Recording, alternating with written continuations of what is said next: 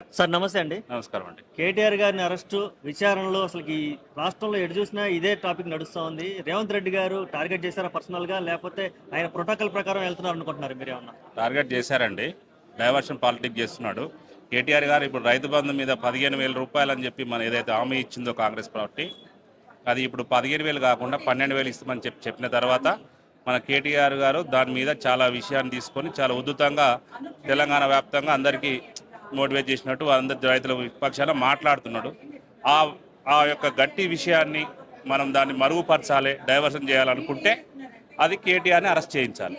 ఇది diversion policy. ప్రతి నెల ఒకటి చేస్తుండండి. ప్రతి నెల ఒక దానికి ఆయన డైవర్షన్ పాలసీ చేస్తున్నాడు.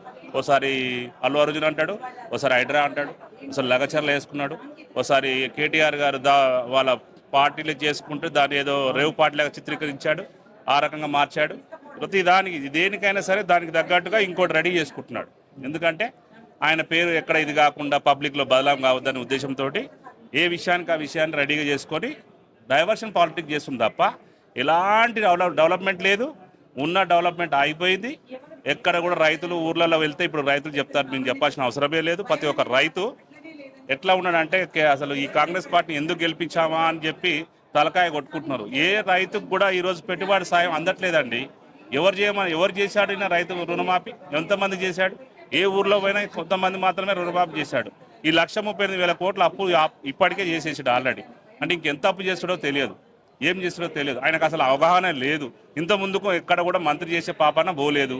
ఒకేసారి ముఖ్యమంత్రి కావడం వల్ల ఆయనకు పరిపాలించడం సరిగా రావడం లేదు. ఎంతసేపు పాలిటిక్స్ డైవర్షన్ పాలిటిక్స్ చేస్తున్నారు తప్ప ఇంకోటి అయితే రావడం లేదు.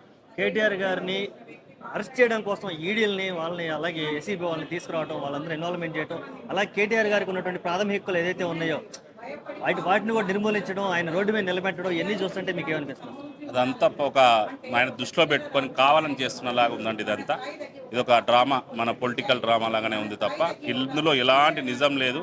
అది ఉన్నది ఉన్నట్టు ఆల్రెడీ అన్నయ్య చెప్పడం జరిగింది, కేటీఆర్ గారు చెప్పడం జరిగింది. ఎక్కడ కూడా నేను విచారణ కాదు, నేను అసెంబ్లీనే చర్చకు రెడీ అన్నాడు. ఆయన చర్చ తీసుకోలేదు. అది అలాంటి వ్యక్తి దగ్గర అది తప్పు చేసినని చెప్పి మాత్రం ఎక్కడ లేదు. ఉన్నది ఉన్నట్టు నిజాయితీగానే కేటీఆర్ గారు ఉన్నారు. ఎక్కడ తప్పు జరగలేదు. అది మాత్రం వాస్తవం. వ్యవస్థల్ని మ్యానిపులేట్ చేస్తున్నాడు అని మీకు ఏమైనా అనిపిస్తుందా? ఎవరు? రేవంత్ రెడ్డి గారు చేస్తున్నారండి. ఇప్పుడు చేయకుండా ఎలా ఏసీబీని అంటే ఇప్పుడు ఇంతకుముందుకు ఆంధ్రలో కూడా చూసాము. ఆ రఘురామరాజు గారి మీద ఎలా కొట్టించాడు ఏసీబీ తోటి?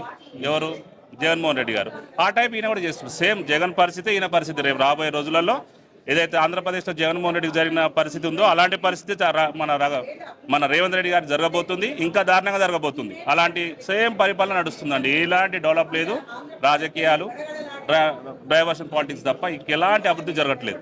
ఒకవేళ కేటీఆర్ గారిని అరెస్ట్ చేస్తే మన టీఆర్ఎస్ పార్టీ నాయకులు అందరూ కార్యాచరణ ఎలా ఉండబోతున్నట్టు? శాంతియుతంగా ధర్నా చేస్తాము. మా హక్కుల కోసం మేము పోరాడతాం. ఎలాంటి తప్పు లేదు కనుక, నిజాధిపరుడు కనుక ఏ రకంగా కావాలో ఆ రకంగా మేము ఉద్యమిస్తాము. ప్రతిదాన్ని మేము అడ్డుకుంటాము. శాంతియుతంగా ధర్నా చేస్తాం. Okay, thank you.